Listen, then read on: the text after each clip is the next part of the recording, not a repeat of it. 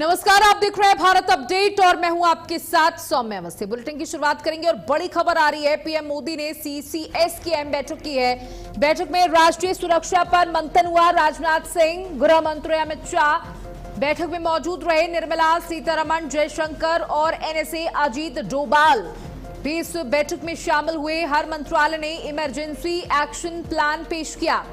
पश्चिम Asia संकट पर रक्षा, विदेश और सुरक्षा रणनीति की विस्तृत समीक्षा हुई। भारतीय नाविक की मौत पर सख्त रुख, हर स्तर पर मुद्दा उठाने का फैसला। रवि सीजन तक उर्वरक का पर्याप्त उपलब्धता, सरकार ने किया भरोसा। राजनाथ सिंह, रक्षा मंत्री राजनाथ सिंह, गृह मंत्री अमित शाह, वित्त मंत्री निर्मला सीतारमण, विदेश मंत्री जयशंकर और एनएसए अजीत डोभाल बैठक में मौजूद रहे। किसी भी आपात स्थिति से निपटने के लिए केंद्र सरकार ने ये वैकल्पिक व्यवस्था तैयार की है। तो देखिए, पूरा प्लान बताया गया कि अगर कोई संकट आता है तो उससे कैसे निपटा जाएगा, उससे कैसे लड़ा जाएगा, कैसे भारत मौजूद रहेगा। तो बता दें कि प्रधानमंत्री नरेंद्र मोदी ने इस बैठक की अध्यक्षता की और इस बैठक में तमाम मंत्री मौजूद रहे थे, चाहे वो बात गृह मंत्री अमित शाह की कर लें, रक्षा मंत्री राजनाथ सिंह की कर लें, या फिर finance minister Nirmala Sitharaman, Jaishankar, S Jaishankar और एनएसए अजीत डोभाल इस बैठक में मौजूद रहे। और यह बैठक काफी महत्वपूर्ण मानी जा रही है। जिस तरीके से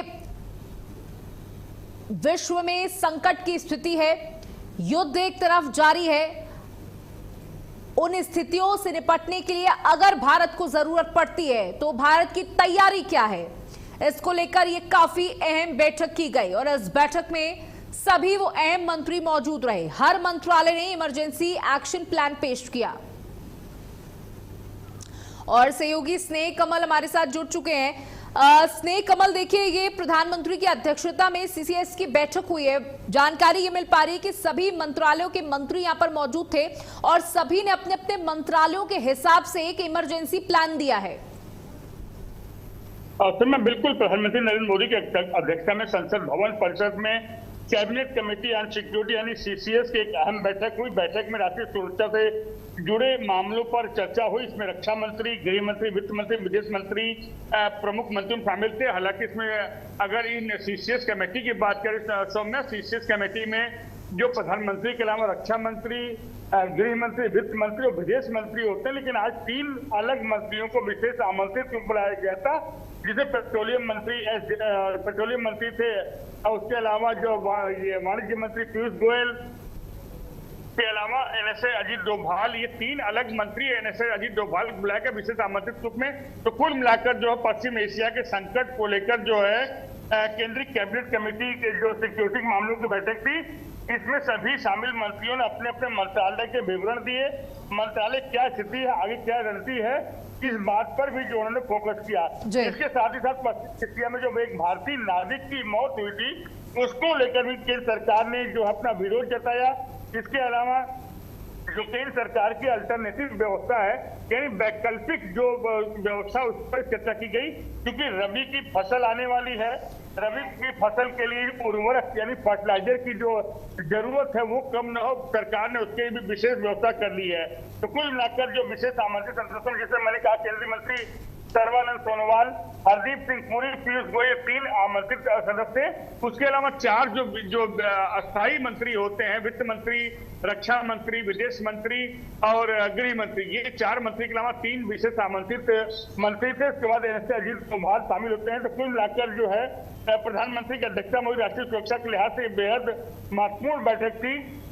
सुरक्षा और रणनीतिक मामलों में वरिष्ठ मंत्रियों ने, राष्ट्रीय सुरक्षा सलाहकार ने विशेष रूप से इस बैठक में विस्तृत चर्चा की। बिल्कुल, देखिए, यहाँ पर विस्तृत चर्चा हुई है और एक बैकअप प्लान होना चाहिए जो देश का, वो यहाँ पर पेश किया गया हर मंत्रालयों के द्वारा। देखिए, वैश्विक स्तर की अगर हम बात करें तो संकट जरूर है। अमेरिका अपनी जिद पर अड़ा हुआ है, तो दोनों तरफ से देखिए जो स्थितियां हैं वो गंभीर हैं। और जब स्थितियां उन देशों के बीच में गंभीर है तो वैश्विक स्थिति भी संकटपूर्ण है, तनावपूर्ण है। और इस बीच ये सीसीएस की बैठक बहुत अहम है। स्नेह कमल, बिल्कुल सौम्या, जिस तरह से पश्चिम एशिया के हालात हैं, ईरान, इजराइल, अमेरिका के बीच जो संघर्ष की स्थिति है, बीच में हालांकि संघर्ष विराम, युद्ध विराम हो गया था, जिसे कुछ उम्मीदें जगी थी, लेकिन उसके बाद अचानक दोनों पक्षों में किसी बात को लेकर सहमति नहीं बनती है। एक बार पुनः युद्ध की आग भड़क जाती है। और पश्चिम एशिया की अगर खासकर बात करें, स्टेट ऑफ हॉर्मुज की बात करें, एक ऐसा रास्ता है जो पूरी दुनिया के जो 30 से 35% ऊर्जा की आपूर्ति का रास्ता है, वो रास्ता बाधित है। तो पूरी दुनिया में ऊर्जा की जो आपूर्ति है या फर्टिलाइजर की आपूर्ति है वो बाधित है, जिसके कारण से उसका असर भारत की अर्थव्यवस्था या भारत के बाजार पर पड़ा है। उसको लेकर भारत सरकार जो है चिंतित है। इसलिए जिस तरह से आपने कहा अल्टरनेटिव व्यवस्था यानी वैकल्पिक व्यवस्था हमारे पास क्या हो, इसको लेकर प्रधानमंत्री चिंतित हैं। और सभी संबंधित मंत्रालयों से उन्होंने कहा कि एक्शन प्लान तैयार रखें, ताकि कोई भी संकट की स्थिति आती है तो भारत के पास प्लान ए के बाद प्लान बी भी तैयार मिले। बिल्कुल, देखिए जब सीसीएस की बैठक होती है तो उसके कुछ मुद्दे होते हैं जो अहम होते हैं, जिसमें जमाखोरी को लगाम लगाने को भी बहुत मतलब इस मुद्दे पर भी बहुत गहनता से विचार किया जाता है। जो जमाखोरी हो रही, क्योंकि जब टेंशन बढ़ती है और लोगों के बीच में, जनता के बीच में भी वही स्थिति पैदा होती है, तो जमाखोरी ना हो इसका भी ध्यान सरकार को रखना होगा। तो इसको लेकर के भी कोई बातचीत इस चर्चा में, इस बैठक में? बिल्कुल सौम्या, जिस जो है जब भी कोई ऊर्जा संकट आती है तो एक पैनिक बाइंग होती है। पैनिक बाइंग स्थिति वो होती है जब आदमी हड़बड़ाहट में खरीदारी, एडवांस खरीदारी करता है, तो उसे पैनिक बाइंग कहते हैं। बीच में कुछ दिन पहले वैसी स्थिति भारत में नजर आई थी, जब पेट्रोल पंपों पे लोग कतार लगा लिए थे, सिलेंडर के लोग कतार लगाए थे, जबकि सरकार बार बार कहती थी हमारे पास ऊर्जा की कोई कमी नहीं, हमारे पास वैकल्पिक व्यवस्था है, हमारे पास भंडारण है या हमारे पास स्टोर है। लेकिन फिर भी लोगों ने पैनिक बाइंग की। तो पैनिक बाइंग के दौरान यानी जो होती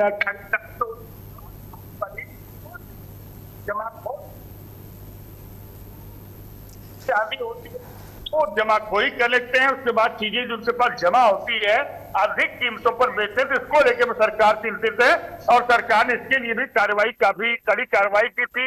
आपने देखा होगा समय जब बीच में ऊर्जा संकट हुआ था, जब सिलेंडर की दिक्कतें हुई थी, पेट्रोल दिक्कतें हुई थी, उन दौरान लाखों लोगों ने जो सिलेंडर के लिए कालाबाजारी की थी, उसको लेकर जो दिल्ली पुलिस की ओर चाहे अन्य राज्यों की पुलिस। कमल, तो देखिए सीसीएस की बैठक काफी महत्वपूर्ण है। वैश्विक संकट को देखते हुए ये बैठक बहुत महत्वपूर्ण है। बहुत बहुत शुक्रिया हमारे साथ जुड़ने के लिए, जानकारियां साझा करने के लिए। आगे बढ़ते हैं, जहां लोकसभा में वंदे मातरम बिल पास हो गया है। विपक्ष के हंगामे के बीच बिल पास हुआ। राज्यसभा के बाद लोकसभा में भी पास हो गया है। लोकसभा में राष्ट्रीय सम्मान का अपमान निवारण बिल पास राज्यसभा में पहले ही पास हो चुका है। वंदे मातरम को अब राष्ट्रगान की तरह कानूनी सुरक्षा मिलेगी। देखिए, अब अगर कोई भी वंदे मातरम का अपमान करता है तो उसको सजा बहुत बड़ी हो सकती है। लोकसभा में वंदे मातरम बिल पास करा लिया गया है और हंगामे के बीच ये बिल पास हुआ है, लेकिन ये बिल पास हो चुका है। विपक्ष ने जमकर हंगामा किया इस बिल को लेकर भी। वहीं इस बीच ये भी जानकारी मिल पा रही है कि इस बिल से बहुत बड़ा लाभ मिलने वाला है। जिस तरीके से राष्ट्रगान को सम्मान मिलता है, अब उसी तरीके से वंदे मातरम उसे भी उतना ही सम्मान दिया जाएगा। राष्ट्रगान की तरह अब कानूनी सुरक्षा मिलेगी। और देखिए, कई बार सियासत के दौरान कई बार देखा गया है कि अपमान किया गया वंदे मातरम का, बेहद अपमान किया गया और उसके बाद इस बिल को लाने की जरूरत आन पड़ी।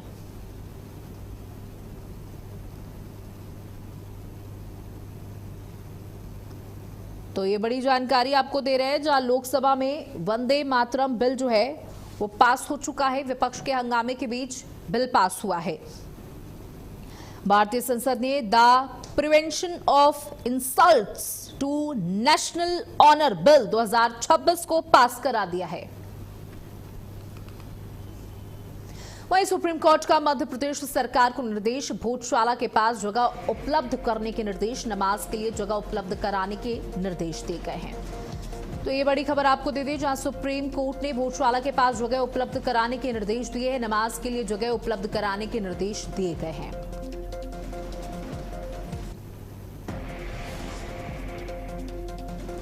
तो सुप्रीम कोर्ट का मध्य प्रदेश सरकार को निर्देश, भोजशाला के पास जगह उपलब्ध कराने के निर्देश जारी किए गए हैं। जहाँ नमाज के लिए जगह उपलब्ध कराने के निर्देश जारी किए गए हैं। भोजशाला के पास जगह उपलब्ध कराने के निर्देश, नमाज के लिए जगह उपलब्ध कराने के निर्देश जारी कर दिए गए।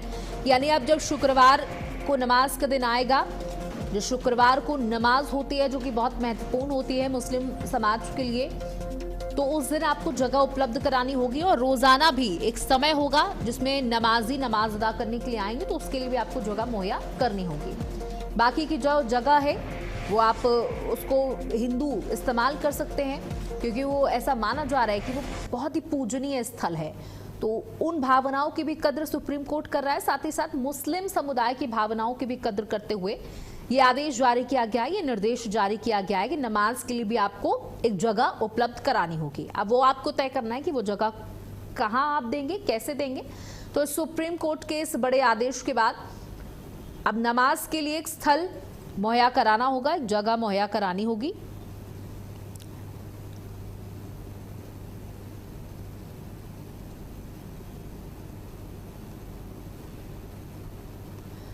तो देखिए, सुप्रीम कोर्ट ने ये बड़ा आदेश जारी किया है कि अब आपको नमाज के लिए जगह देनी होगी। धार मध्य प्रदेश स्थित भोजशाला कमाल मौला परिसर मामले में सुप्रीम कोर्ट के आदेश के अनुसार मुस्लिम समुदाय को प्रत्येक शुक्रवार को दोपहर 1 बजे से 3 बजे के बीच परिसर से सटी खसरा नंबर 596 की जमीन दरगाह के पास पर अस्थायी तौर पर जुमे की नमाज अदा करने की अनुमति दी गई है।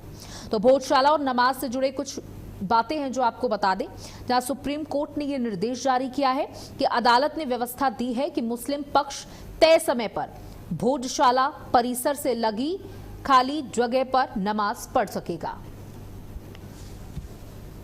सहयोगी स्नेह कमल हमारे साथ जुड़ चुके हैं। स्नेह कमल, देखिए, नमाज के लिए जगह उपलब्ध करानी होगी हर शुक्रवार को। जो जुमे की नमाज होती है, जो मुस्लिम पक्ष के लिए बहुत ही पाक दिन कहते होते हैं, उस दिन नमाज अदा करने बड़ी संख्या में लोग मस्जिदों के पास जाते हैं, तो आपको जगह उपलब्ध करानी होगी उसके लिए।